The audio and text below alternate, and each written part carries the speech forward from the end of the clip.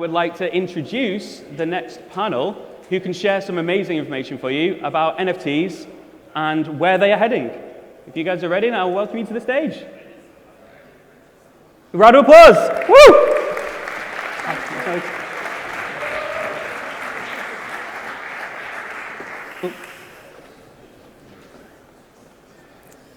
All right, we're going to sit here. Testing. Make it. Testing. All right, you're in there.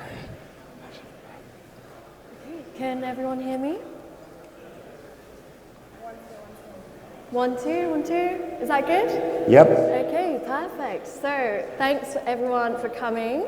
So I'm your host Sunlight from Globe, and today we're talking about the future of NFTs and what's going to happen beyond the hype. So we've got some fantastic panelists on today. Would you like to introduce yourselves? Sure, I can start. Hello everyone. My name is Andrea Bonaceto. I'm one of the founding partners of Eterna Capital, which is a venture capital fund investing in early stage companies in the blockchain space. I'm also an artist and an NFT creator, and yeah, that's pretty much about me. Thank you. Alex? Does my mic work? No. No, I don't think. How about you go ahead with my Okay, can you please fix the mic? It's number, what does the number say? 1, okay. Yeah, you guys go ahead. All right, Oh, hi 1, everyone. 2. Does it work? Mitrovich? No, now mine doesn't work. Yours doesn't work? Does it work? No. No. Okay. Can I shout? Will that work? Is yours working? I don't think so. No? No. Okay. No, those are not working. Number 4, number 1, Number 6. number 6. 4 and 6. Almost there. I mean, it's a good time to Google us and skip the introduction. Yep, we can do that. Okay. Shout. Okay, we'll shout. All right. Hi everyone. Yeah, you can hear me, right? Can you guys in the back hear me? Okay. There we go. Almost there. I'm Alex Mitrovich, CEO, founder of Unique Network NFT Chain on Polkadot, the next generation NFT chain. Simple as that. Hi, I'm Stephen. I'm the senior NFT exec actually at Zebu. I project lead our internal NFT project on the blockchain called Near Future, and I help and advise and consult as we work with our different clients as they go to release on Web3. Hi everyone.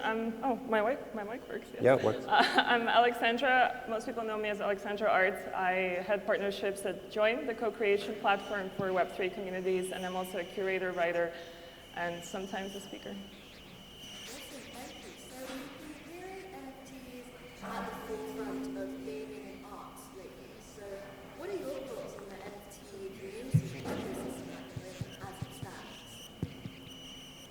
I feel like it's being very much filled with the profile picture genre. Like a lot of the time, it's a new thing, so we're very early as a whole. I like to consider it, we're kind of in that wild west of Web3, where everyone was able to come in, release something, and just because it was an image on the blockchain, it was interesting and had some sort of value. And then started driving that.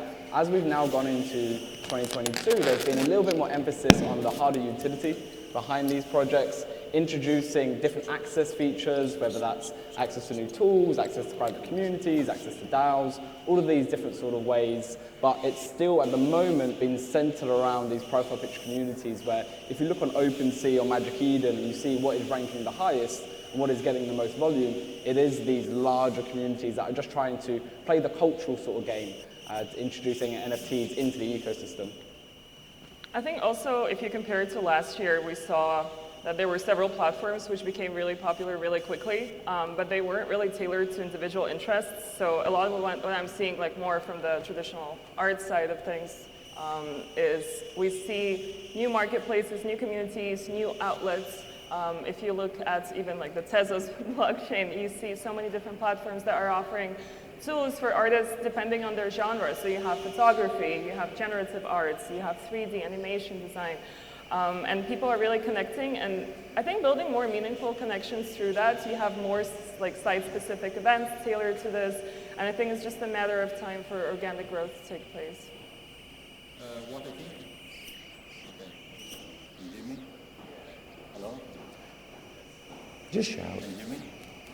No. It was working before. Now it works. Hello, hello. Okay, I can try to talk loud. Does it work now? Yeah, it works. Okay, anyway, I'll share my 2 cents as well. I think that is a very interesting period for the whole NFT space, and all these industries you mentioned definitely they see very big impact from NFTs, but it's also a stage where we realize that a lot that happened in the past was noise and hype, and we need to really focus on really seeing NFTs as a means to an end more than the end itself. I'm personally very excited because it's a phase where you'll see who are the people that are going to stay in the industry in the long term, and the ones that they were just in for a quick buck, they are probably already gone, or they will be going very soon. Hello? Now? Yeah. Okay, perfect. I mean, I'll let the others maybe say something. Yeah, so I'll just put in my 2 cents. We have the NFT trading of collectibles is kind of gone, mostly. And that's a very good thing because it actually allows people who are doing really interesting projects to be visible. Okay, there's much less noise about money, about flipping things and so on. There's much more focus on content and things that people are doing that are much deeper. So the quality cycle starts now, and there is a lot of it happening.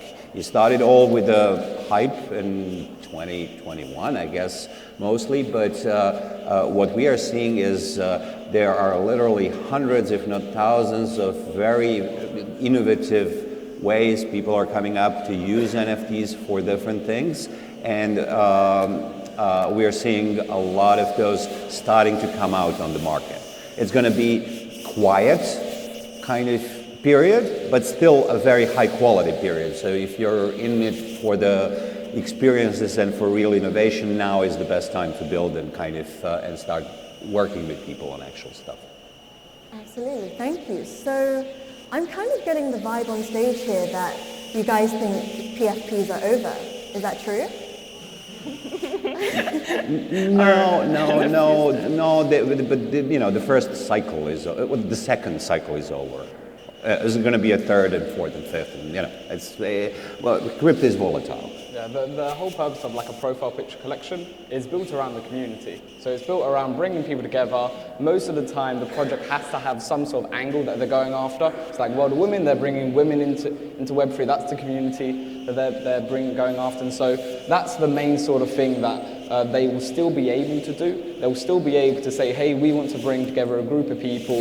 This profile picture is then going to represent what we stand for. And by wearing this, you would then stand for our values. So I can still see that being part of the game, and especially with DAOs being able to, because it's essentially a signal. And when you wear it as your profile picture, you're signaling to everyone, hey, look at me, I've got this amazing NFT. If it's worth a lot, you then get that extra sort of like signaling bonus. And so I think that's still going to be part of it because we're humans and we like to be able to say, okay, cool, look at what I've been able to do. Your purchasing behavior is the perfect way to represent your preferences. So that would be still the kind of thing, but yeah, as you were saying, there's a whole wide world of things that we are yet to explore and that people are now building, especially in the bear market. In order to stand out, you've got to be able to give something new to the market rather than just releasing a whole new profile picture collection saying, yes, I'm starting a community.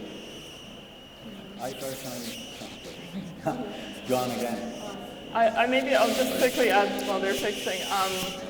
I'm sure many of you have NFTs. Like, how many people have a PFP? Can you just raise your hand if you have a PFP NFT? Okay, maybe like 25, 30%. But I'm sure more of you have any sort of NFT. And can you just think about the amount of times that your friends have asked you, oh, which NFT should I buy, so I can make some, quick buck.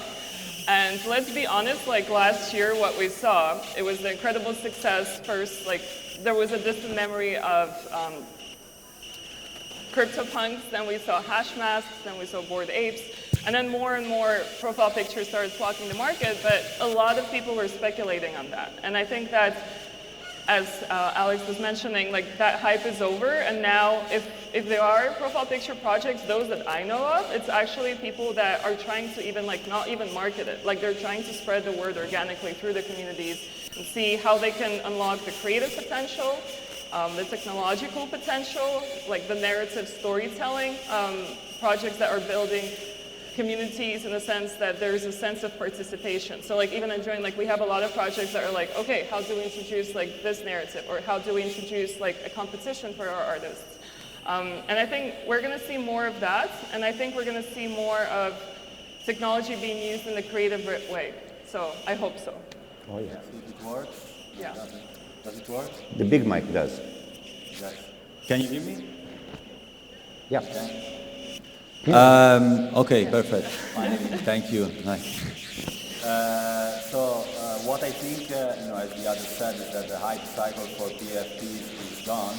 But I'm personally very interested on PFP projects that are also bridging the gap with the real world. Like an example is, for instance, Connect.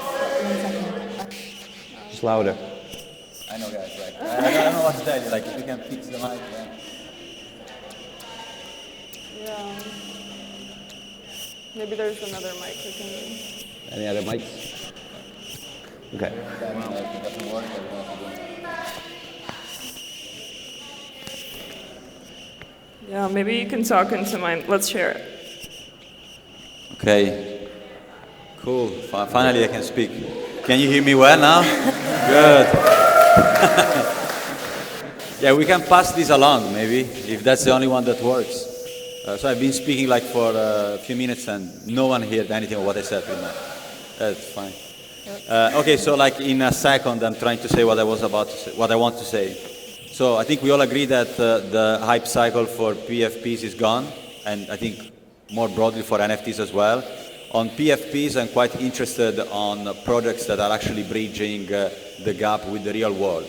And as well, there are big corporates involved, like I give an example like Nike with Artifact, with CloneX. I think it's a very interesting experiment of seeing how you can actually own an NFT that then gives you access to some like NFT like clothes that then you can redeem in the real world. I think it's very interesting to see this. I feel that the majority of PFPs, this of course like it's not investment advice or anything, but I think that they're gonna disappear.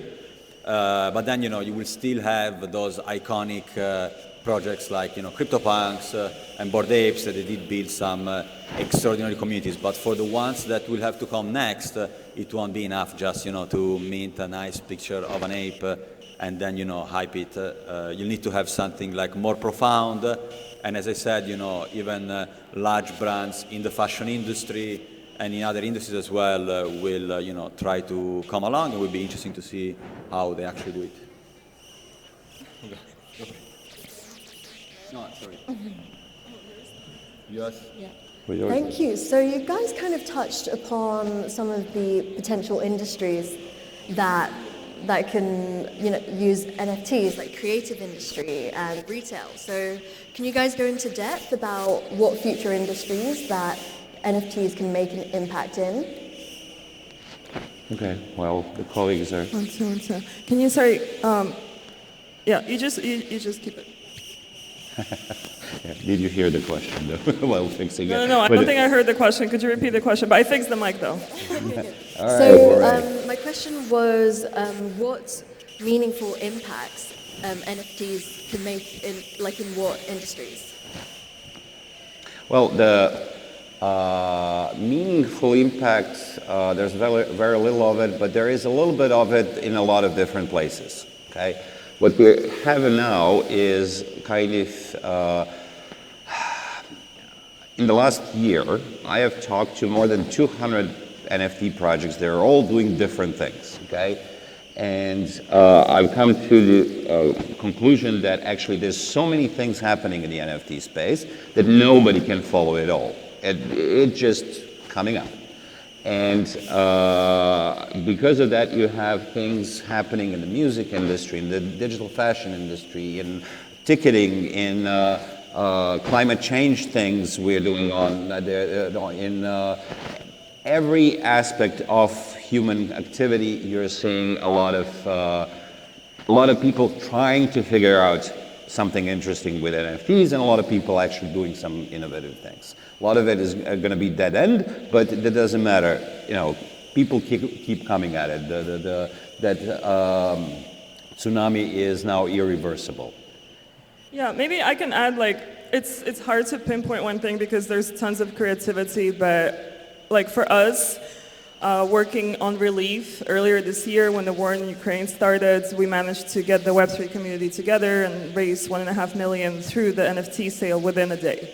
Like that doesn't, happen every day across charity and fundraising, and I'm really grateful for the team, but I'm also grateful for like the Web3 community itself, where people went to Twitter, they started talking about it, they're like, how can we help? And all the 60 artists that just volunteered to donate their work and donate 100% of the proceeds to Ukraine, that was really impactful for me, and I think companies like the Giving Block are helping onboard more charities.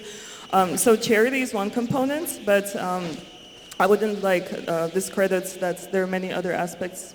Yeah, and I think the interesting thing about charities as well and not-for-profits is through DAOs and through different governance structures, you're able to decentralize how decisions are made within the company. So a lot of the time, people don't want to donate to a charity because they are worried where the funds are going to go and how that's going to get spread.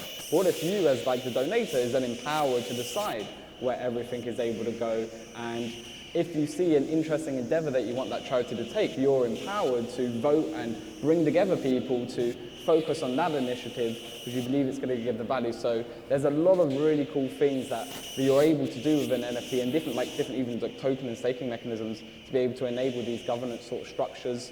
I think another interesting part, and definitely industry that's going to be heavily affected by NFTs coming in, is the gaming world.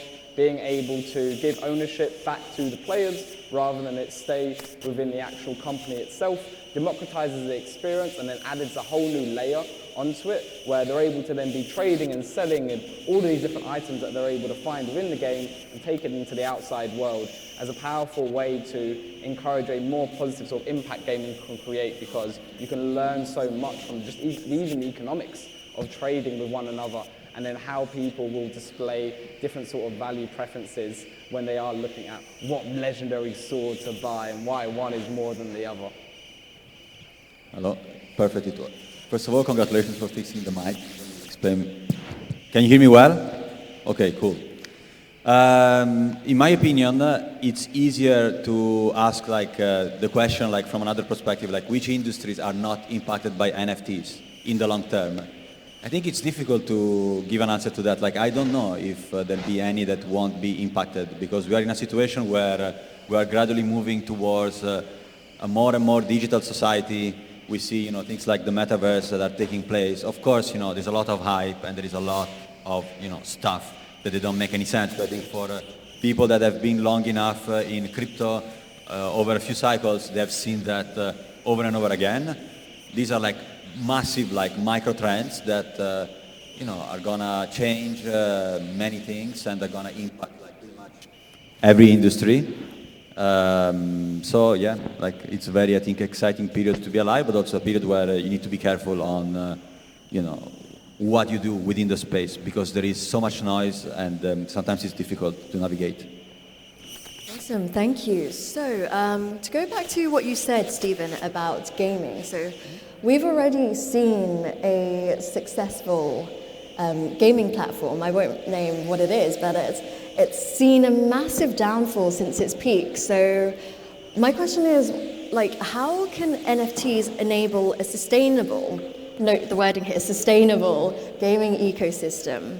So I think the reason why you can see projects who have been built through the last few years having a big rise and then potentially falling a bit down is because they were designed in the wrong sort of manner. They were designed to utilize NFTs and play-to-earn mechanics rather than designed to create an amazing game, and then the NFTs just kind of support it and add that other sort of aspect to it. So I think the way to make it sustainable is by changing up how you're designing the game. You design the game first, the fun element, the gameplay loops, the reason why somebody wants to be in your world or go to your games, and then from there the blockchain is just then in any different capacity is just adding the extra little bit of layer to it. So that switch of dynamic and that design, I think that's what's going to be key to the sustainability of it.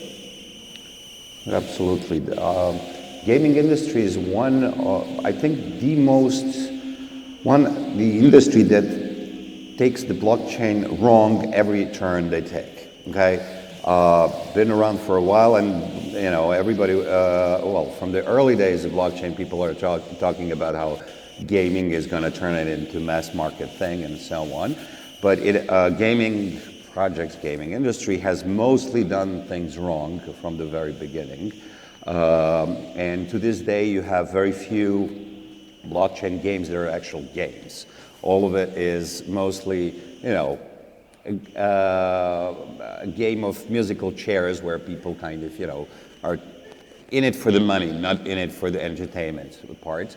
There are a few great exceptions. I think to this day, Sandbox with their voxel and ability to do user-generated content for it is the best model because it engages people into the community to create stuff, and it is a doorway to successful games.